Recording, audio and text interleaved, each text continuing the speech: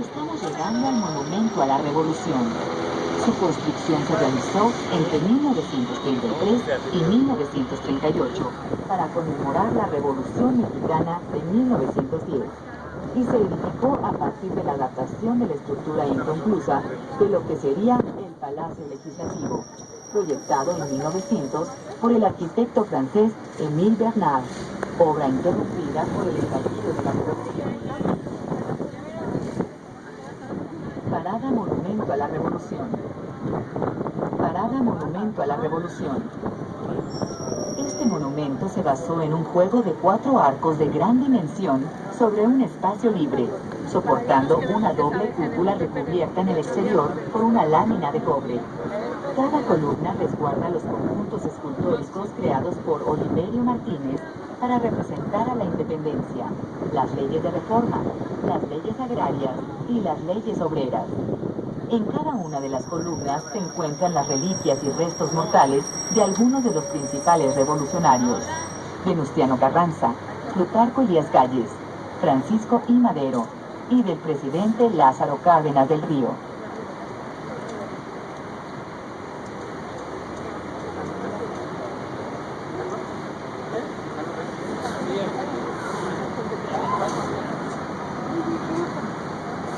Durante 1910 y 1920, México fue escenario de una serie de luchas y revueltas conocidas como la Revolución Mexicana. Estas luchas intentaban transformar el sistema político y social representado por Porfirio Díaz. La Revolución Mexicana, que contribuyó a formar el México de hoy, consistió en una serie de guerras y conflictos internos, protagonizados por distintos jefes políticos y militares que estuvieron sucesivamente al frente del gobierno de la nación.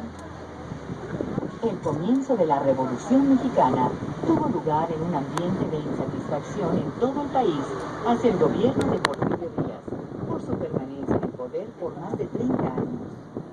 En el sótano del Monumento a la Revolución se encuentra el Museo Nacional de la Revolución. Cabe destacar que fue en el año de 1986 cuando se reformó la idea del arquitecto Obregón Santacilia para la creación del Museo Nacional de la Revolución. El proyecto se inicia encabezado por la doctora Eugenia Meyer, historiadora especialista en el periodo de la Revolución Mexicana, y un equipo de expertos en historia oral que habían colaborado en la creación del Museo Nacional de las Intervenciones. El equipo de historiadores que participó en el montaje de la museografía de la exposición permanente fue dirigido por el arquitecto y experto museógrafo Jorge Riesca. El Museo Nacional de la Revolución fue finalmente inaugurado el 20 de noviembre de 1986 durante el periodo presidencial de Miguel de la Madrid.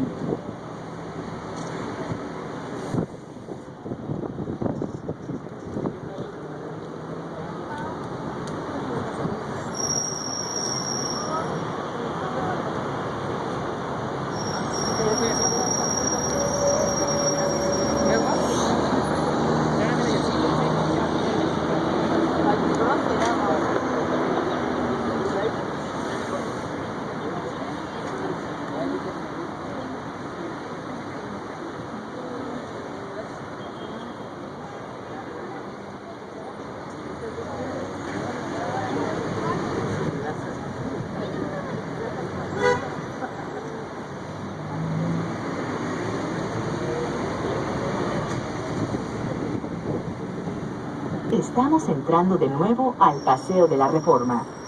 Esta es la avenida más importante y hermosa de la ciudad, y una de las más famosas del mundo, debido a los importantes edificios y monumentos que se encuentran en ella. El Paseo de la Reforma fue proyectado por el emperador Maximiliano para acortar la distancia que tenía que recorrer desde el castillo de Chapultepec hasta el Palacio Nacional. Para ello, se trazó esta importante avenida inspirándose en los modelos de algunas ciudades europeas, como los Campos Elíseos de París. Gobiernos posteriores fueron mejorando la avenida, sembrando árboles, jardines y colocando mobiliario urbano como bancas y pedestales, que servirían para colocar las estructuras de los principales héroes de cada estado de nuestro país, para lo cual 16 de ellos enviaron las estatuas de sus dos próceres más destacados. Sin embargo, no fue hasta el gobierno de Porfirio Díaz cuando la avenida se engalanó para conmemorar el centenario de la independencia, por lo que además de las diversas construcciones que se realizaban en toda la ciudad en aquellos tiempos, como el Palacio de Bellas Artes o el de Correos, en el Paseo de la Reforma se erigieron monumentos que con el tiempo pasarían a ser símbolo de la ciudad, como el Ángel de la Independencia. A la vez que se realizaban todas estas obras, las familias más adineradas de la ciudad empezaron a construir lujosos palacetes que permitieron elevar enormemente el valor del terreno en la zona. Con el paso de los años, y sobre todo a partir de la segunda mitad del siglo XX, el Paseo de la Reforma vio desaparecer algunas de dichas construcciones, mismas que fueron reemplazadas con modernos rascacielos de oficinas de lujo, lo que configuró a la zona como el centro financiero de la Ciudad de México.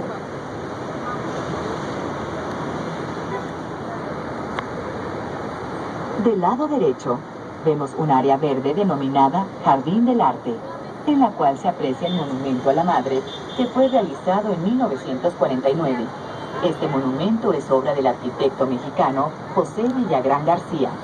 Actualmente, todos los domingos, más de 500 artistas plásticos exponen sus obras en este jardín. Parada Reforma Insurgentes.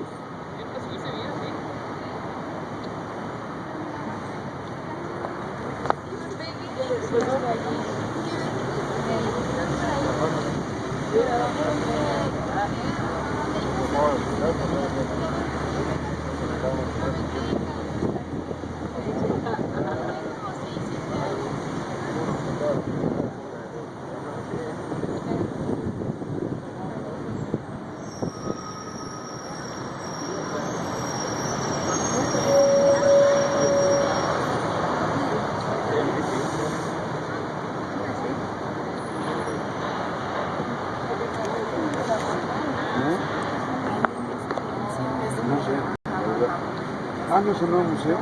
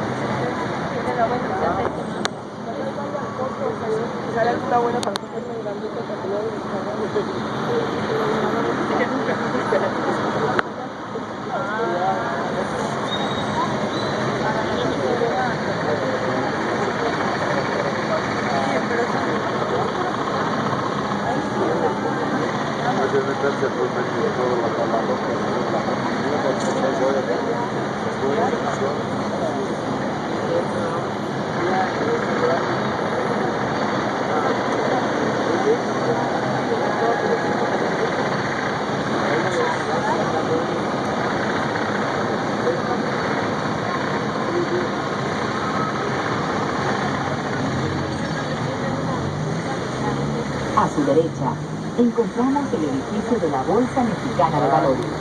Con la autoría del arquitecto Juan José Díaz Infante, este edificio se presenta a manera de un ensamblaje piramidal cubierto de cristales de tinte azulado. Dentro de un andamiaje inclinado, surge la silueta de este moderno e importante edificio. A uno de sus extremos, una cúpula también de cristal enmarca su acceso.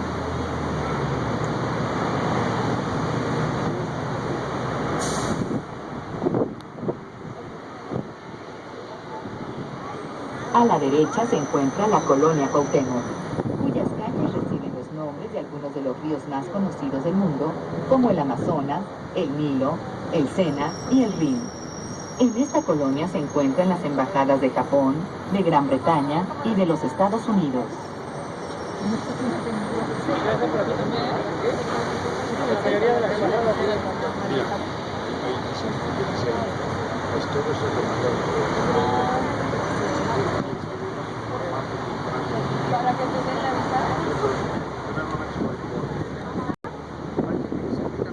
El monumento a la independencia que vemos al frente es sin duda el monumento más famoso y representativo de la ciudad.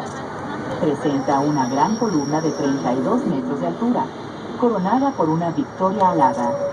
Inició su construcción en 1902 y fue inaugurado en septiembre de 1910 para las fiestas del centenario de la independencia. En las esquinas de la base del monumento se encuentran 4 esculturas femeninas que representan la paz, la ley, la justicia y la guerra.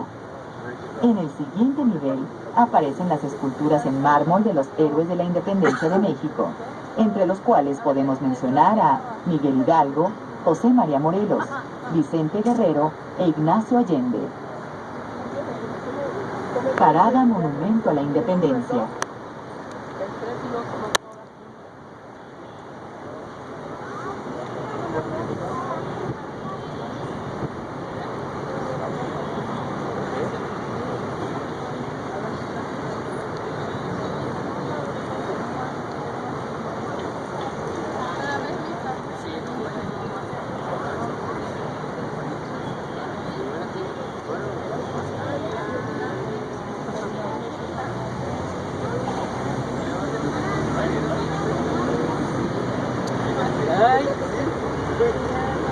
Se lo pueden considerar más de cerca.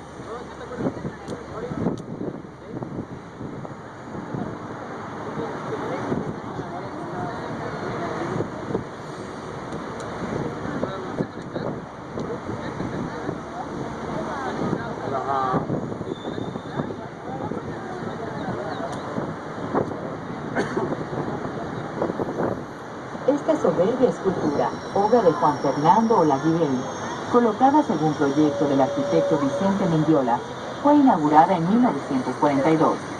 Un grupo conservador de la época se escandalizó con la desnudez de la escultura, y el entonces regente ordenó que se le pusiera una especie de falda de metal alrededor de sus caderas, la cual portó por 25 años.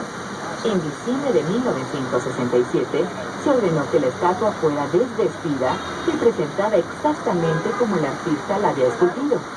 El escultor la llamó la flechadora de la Estrella Norte, pero se popularizó como la Diana Cazadora, y hoy es solo la Diana.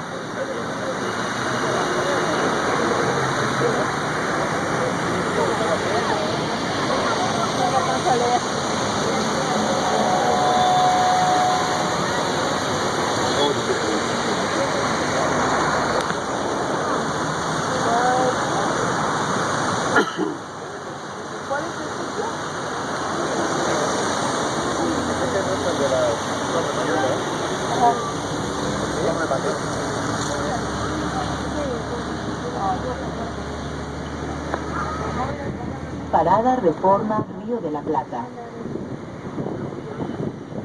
Parada Reforma Río de la Plata.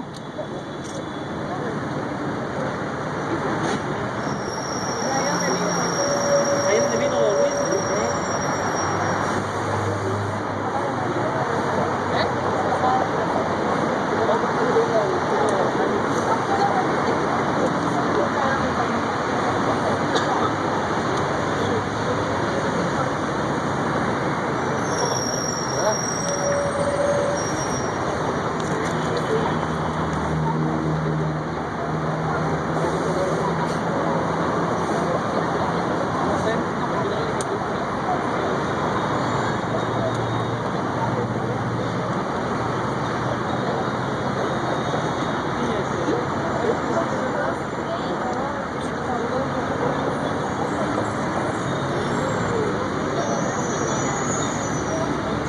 Al frente y a la izquierda, sobre el Cerro del Chapulín, se encuentra el Castillo de Chapultepec. Entre 1785 y 1787, el virrey Bernardo de Gálvez ordenó la primera construcción de este edificio. En ese entonces aparecieron los primeros torreones y almenas que dieron al lugar un aire de fortaleza al estilo de castillo medieval. En otras etapas de la historia, el castillo fue un centro importante de defensa, sobre todo contra la invasión norteamericana de 1847, en la que fue defendido por los cadetes del heroico colegio militar. Con el paso de los años, se ocupó como palacio, ya que ahí vivieron dirigentes o portadores de poderes temporales. En 1939, el presidente Lázaro Cárdenas decretó la transformación del Castillo de Chapultepec en sede del museo que actualmente existe. Actualmente, el recinto contiene 20 salas que muestran un amplio panorama de la historia del país, desde la conquista hasta el periodo revolucionario, a través de un mosaico de murales, objetos y colecciones personales, vestuario, mobiliario y rituales.